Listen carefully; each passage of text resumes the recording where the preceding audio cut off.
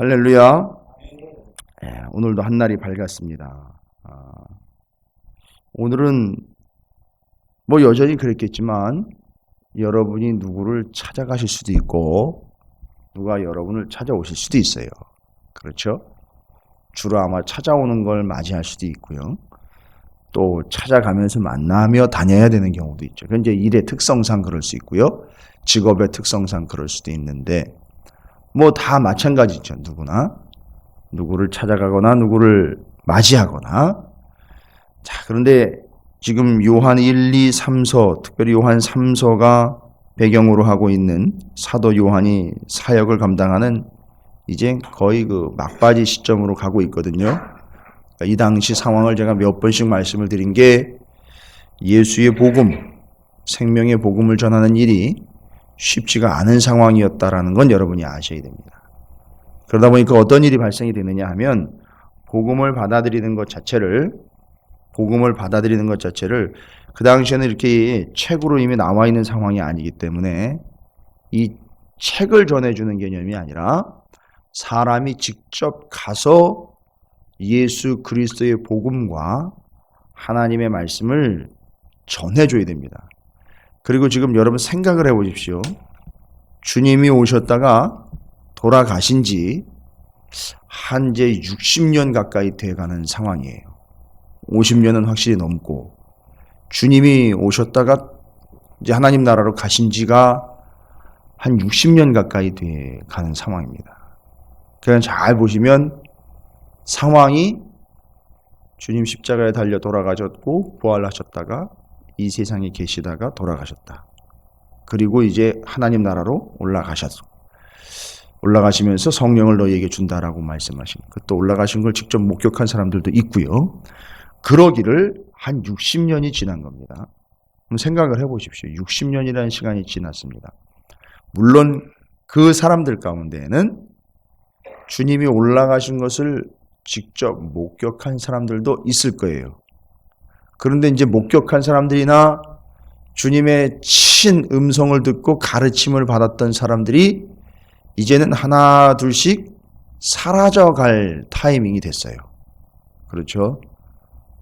그 생생했던 산상수훈의 교훈을 직접 들었던 사람들 중에 많은 이들은 이제 나이가 들어 죽어.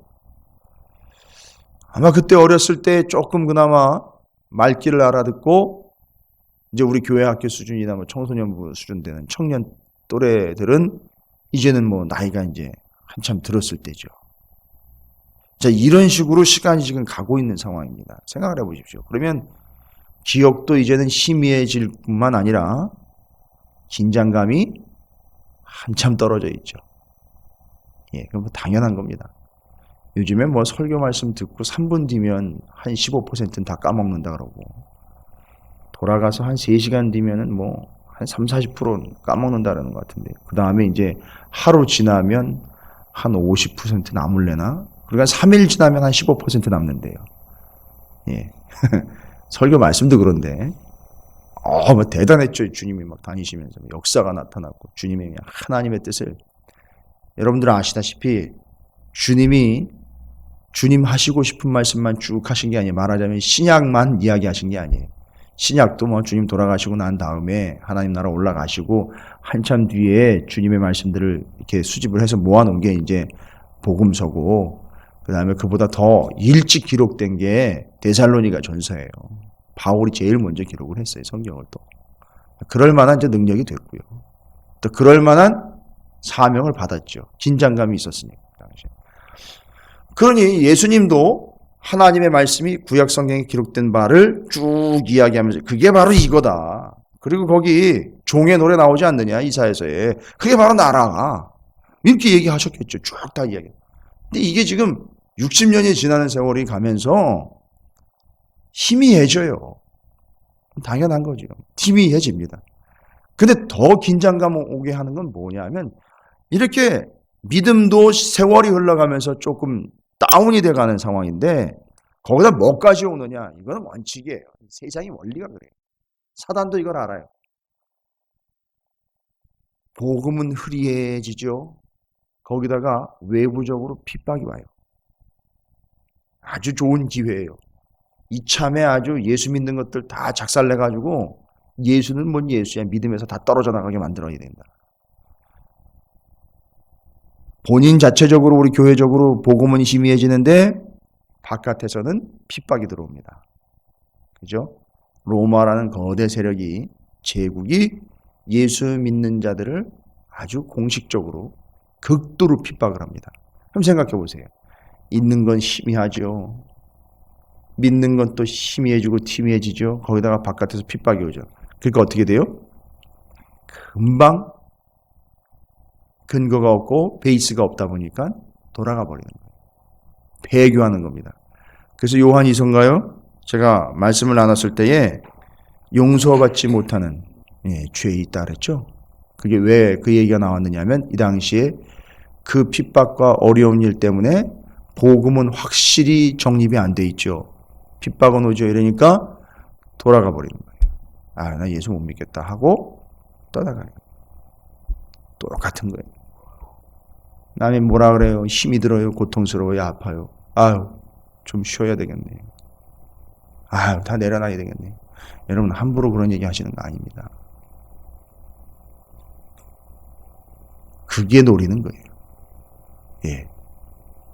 얼마나 기뻐하겠습니까? 그죠? 그런데다가 교회 안으로 또 뭐가 들어옵니까? 이참에 아주 씨를 말려버리자는 거죠. 뭐. 아주 전방이 상하에서 공격이 들어오는데 교회 안으로는 이단들이 들어오는 거예요. 여러분, 이건 옛날 얘기가 아니에요. 오늘날 얘기예요. 잘 보세요. 복음은 흐릿해지죠. 바깥에서 이 교회 믿는 것, 예수 믿는 것들, 교회 다니는 것들 막 난리도 아니에요. 거기다 교회 안에 신천지 이단들 들어와가지고 난리 아니죠. 여러분 똑같습니다. 이 당시 상황이랑.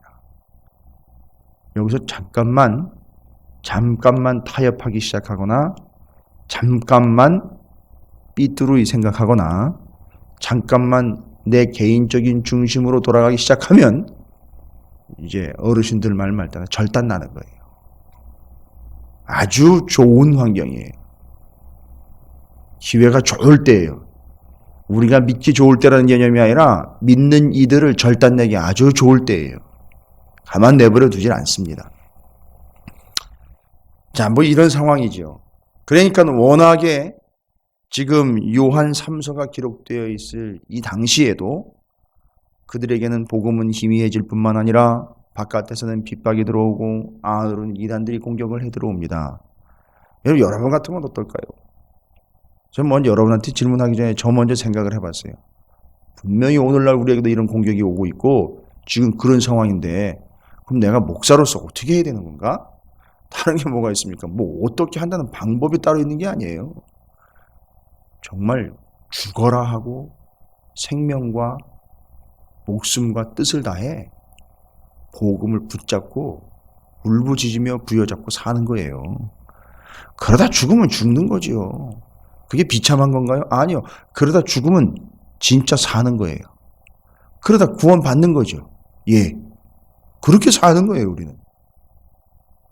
그런데 그런 환경이고 여건이다 보니까 오늘날은 그들과는 좀 다른 환경이죠. 왜냐하면 기존의 교회들이 세워지면서 공동체가 자유롭게 형성이 되지 않습니까? 우리처럼. 그러나 이 당시에는 요한 3서가 기록될 당시에는 그렇게 자유롭지 못했기에 교회가 이렇게 형성이 돼가지고 틀을 잡아서 건물이라든지 모임의 의미를 가지고 모여서 신앙을 확실하게 세워가는데 쉽지 않은 상황이었기 때문에 뭐 교통도 발달이 안 됐을 뿐만 아니라 이렇게 건물을 짓고 모인다는 자체도 좀 쉽지 않았었어요. 그러니까 주로 어떤 스타일로 복음이 전파가 됐고 어떤 스타일로 교회 공동체, 믿음의 공동체가 형성이 돼가지고 유지가 되느냐 하면 주로 이런 식이에요. 누구네 집에 모여요. 참 믿음 좋은 사람의 집에 모여요. 우리가 그렇게 시작됐잖아요. 집에서 모여서. 초대교회 시작한 대로 그대로 시작된 거예요. 그래서 제가 그거 잡으신 거예요. 그걸 잘 안거리 삼아가지고 교만해지면 안 되지만 저는 확신이 있어요. 그렇게 시작된 교회. 얼마나 제가 확신이 있고 얼마나 하나님 앞에 감사한지 그렇게 된 거예요. 그런데 그렇게 시작은 됐지만 형성함에 있어서 돈이 많은 것도 아니죠. 여건이 좋은 것도 아니죠. 딱 간판 내걸고 그렇게 할 수 있는 상황은 아니었어요, 이 당시에. 그러니까 그 집에 모여서 시간을 정해 모여가지고 열심히 있고 구원의 확신이 있는 이들이 매일매일 모여서 죽음을 각오하고 신앙을 지켜내고 있는 때예요. 마치 요즘에 예전 얘기죠. 요즘은 그렇지 않은데 예전에 중국이다. 요즘도 분위기는 좀 그렇게 좋지 않지만 북한에도 여전히 믿음을 가지고 있는 이들이 있겠죠. 예. 거기는 외부적인 핍박이 엄청나게 가중이 된 거니까 그 북한에도 그 믿음을 지켜온 믿음이 있는 이들, 그 다음에 중국 같은 경우들, 그 다음에 공산권 국가들, 아주 심하게 핍박을 받고 있는 이들 속에서 아직도 여전히 교회가 모이고 있는 스타일이 다 그런 스타일이에요. 교회에 간판을 내걸고 건물을 따로 지어서 모이는 게 아니라 자기네들끼리 교회에서 믿음 있는 집에서 모입니다. 모이면 어떻게 하느냐 하면 그 모임이 보고가 되긴 돼요. 누구네 집에서 어떻게 모인다, 얼마나 모인다라는 건 대충 이제 들어서는 알고 있어요. 그걸 누가 들었느냐 하면 사도 요한이 들은 거예요. 알고 있는 이들의 누구누구네 집에 모여서 몇몇이 모여가지고 지금 또 그 지역에 어느 누구누구네 집에 몇몇이 모여가지고 몇 개의 가정교회들이 지금 진행이 되고 있다라는 걸 알고는 있어요. 그럼 생각을 해보십시오.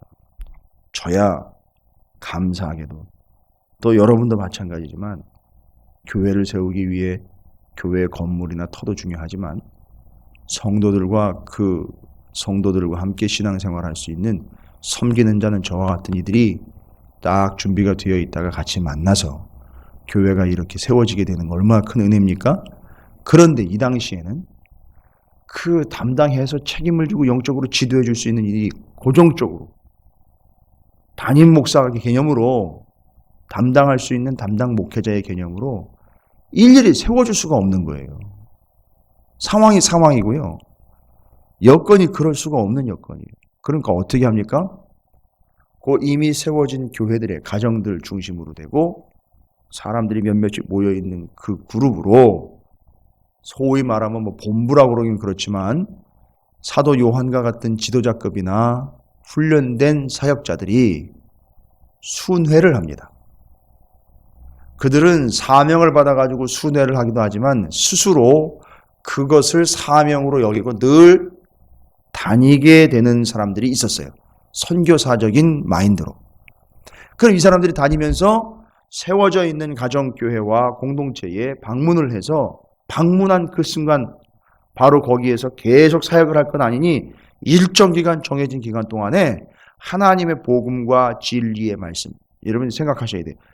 이제 주님이 하나님 나라 가신 지 60년 이상씩 지금 시간이 지연되고 있기 때문에 그때 교회에는 어떤 이제 움직임이 있어야 되냐면 하나님의 말씀과 예수 그리스도의 복음과 믿음의 원리 원칙들을 기록으로 남기기 시작을 합니다. 기록으로 남기기 시작을 해요. 이거 그냥 뒀다간 다 까먹겠다. 그리고 예수님이 직접 선포하셨던 그 말씀들도 그냥 다 사라져버리겠구나 해가지고 기록으로 쭉 다 남기는 거예요. 그래서 복음서들 나오고 바울 서신들 나오는 거예요. 나와서 이제 기록된 거 있지 않습니까? 그러면 기록된 게 나오면 이제는 이걸 가지고선 집중적으로 하나님의 말씀과 복음을 연구를 할 수 있게 되는 거죠. 정리를 할 수 있게 되는 거죠. 아마 그 당시에는 이제 정리 수준이었을 거예요. 아직도 기억은 있으니까요. 그때 그 말씀하신 거, 그때 거기서 그 일을 하신 거, 주님이 그렇게 말씀하시고 데리고 다닌 거, 이거 다 이제 기억은 있을 거예요. 그걸 정리를 해가지고 딱 연결을 하니까 이게 이제 물려줄 수 있게 되는 거죠. 가르칠 수 있게 되는 거죠.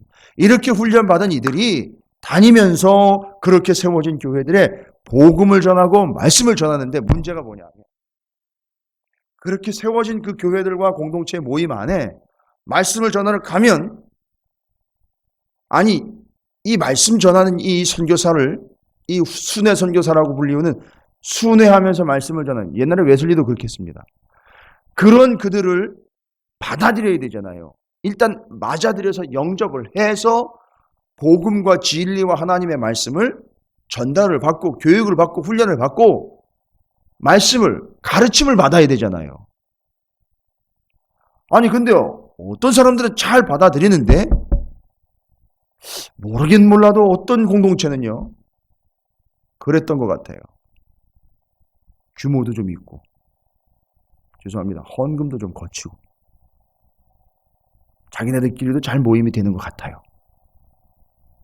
그러니까 무슨 일이 발생이 될까요?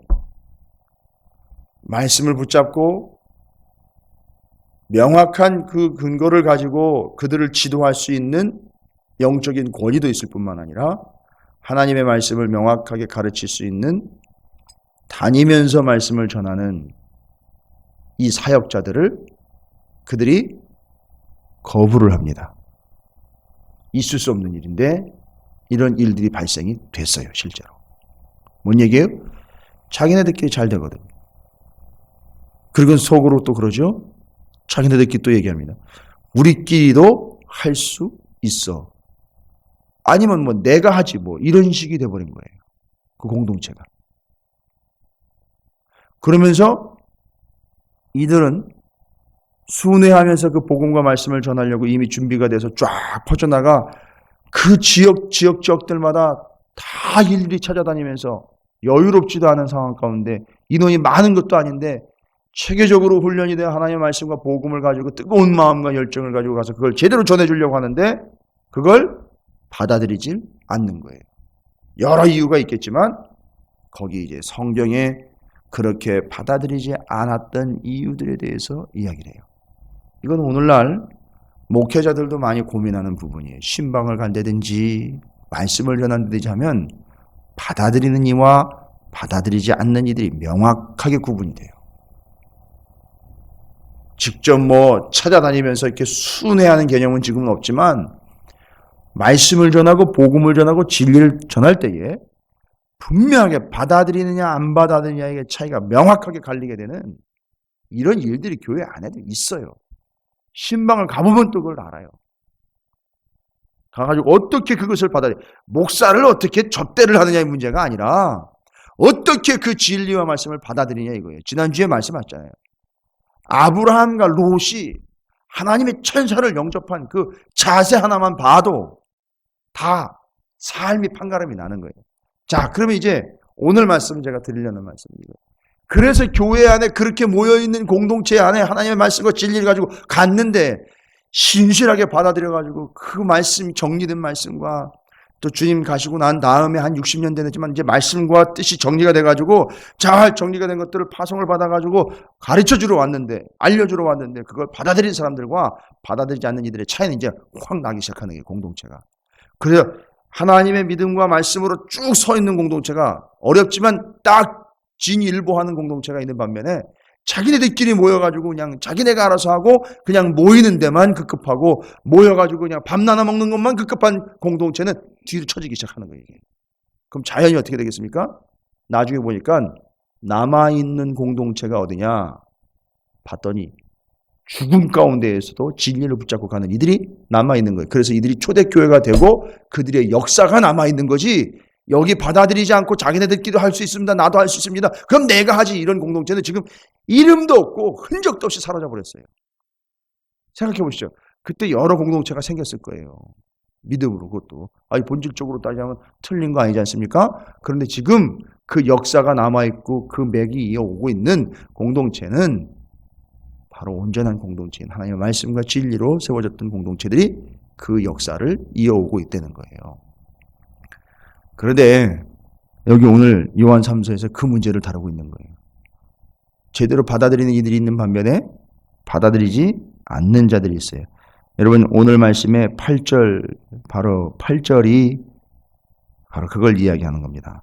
그러므로 우리가 이 같은 자들을 영접하는 것이 마땅하니 이는 우리로 진리를 위하여 함께 일하는 자가 되게 하려 함이라.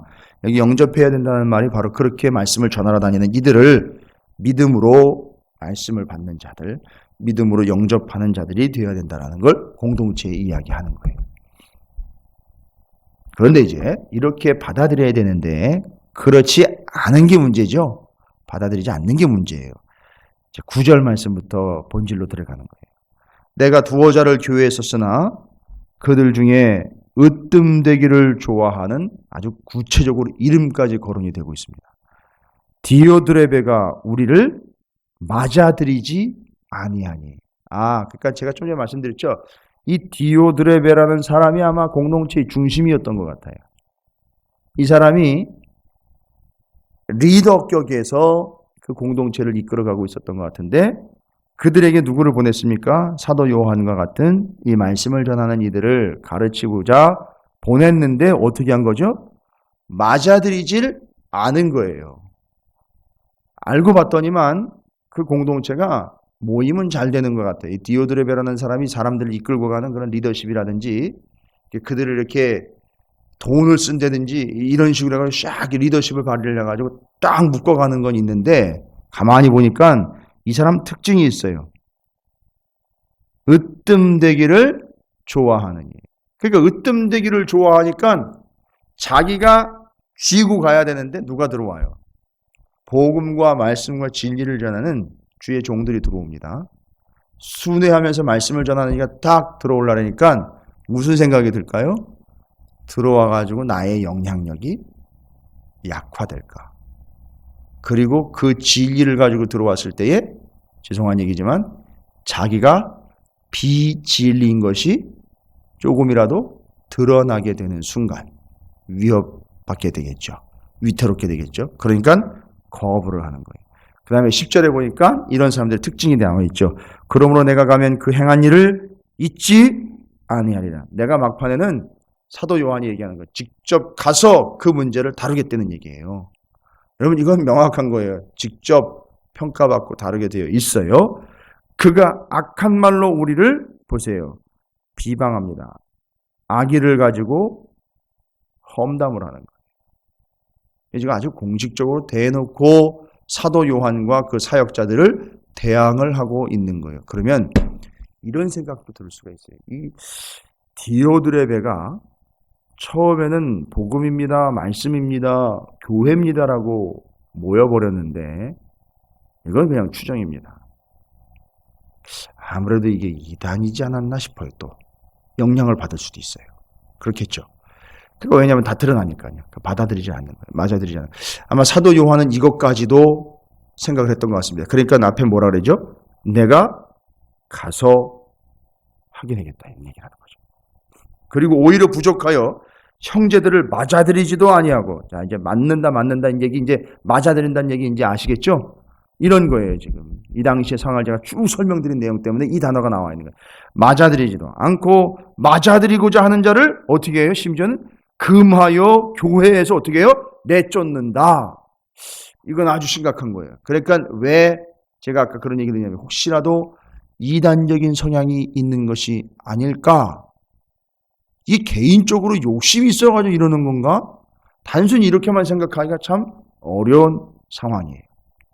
자, 이제 11절에 사도 요한이 이야기합니다. 그런 문제점 속에서 사랑하는 자의 악한 것을 본받지 말고 선한 것을 본받으라. 선을 행하는 자는 하나님께 속하고 악을 행하는 자는 하나님을 배웁지 못하였느니라.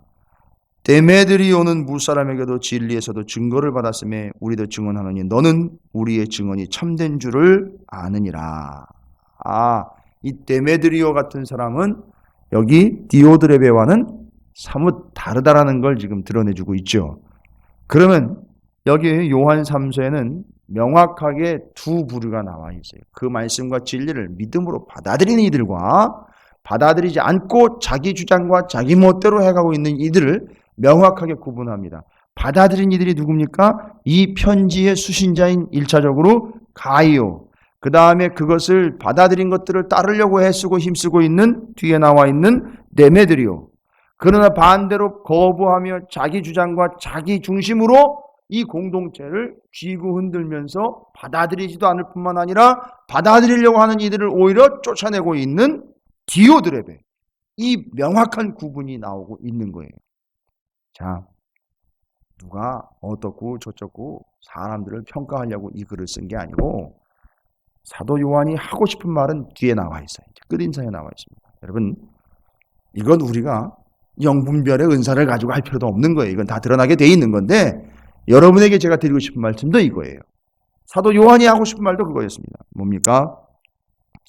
내가 내게 쓸 것이 많으나 못과 붓으로 쓰기를 원하지 아니하고 단순히 그냥 기록만 해가지고 편지로 보내는 거 이거 말고 속히 보기를 바라노니 직접 보기를 원하는데 또한 우리가 대면하여 말하리라. 그때가 되면 직접 내가 가서 여기 대면이라는 말은 이거죠.